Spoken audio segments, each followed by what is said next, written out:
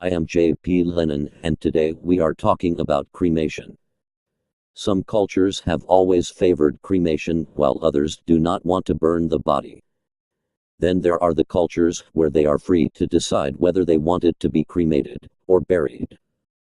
For the latter, this can become quite a debate, especially if half of the family want Honorable Uncle Joe cremated and the other half want him buried.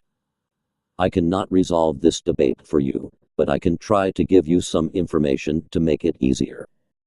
Now, the first thing that I want to touch on is what happens at the crematorium. The question of do I get the right ashes always arises. The simple answer is, very likely not. Let me explain. A crematorium is supposed to use an identification system that makes it almost impossible to make a mistake, but not all of them use it. Now, do not get me wrong, some crematoriums do use this system, but how will we know? The body is given an identity card when it arrives at the crematorium.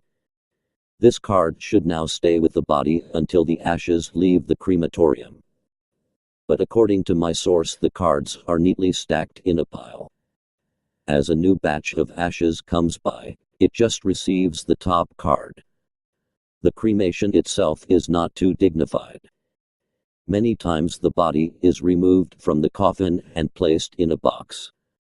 The body now goes to a waiting room until an oven is ready. As soon as an oven becomes available, the body is quickly pushed into the oven. The oven employs temperatures of about 1000 degrees Celsius inside the cremation chamber. A typical oven uses natural gas, oxygen, and diesel to fuel it.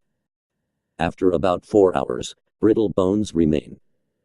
These bones are raked together by a large shovel. Then they are transferred to a metal container and left to cool until they can be touched. Any metal particles are removed before the bones are grinded up in what is called a cremulator or pulverizer. This bone meal gets the identification card at the top of the pile and is given back to the family. Secondly, you must decide whether you want to have a special place to remember the person. It is always easier if it could be a grave in a cemetery. I hope this is going to help you. I am Jay Lennon for Channel Coffee.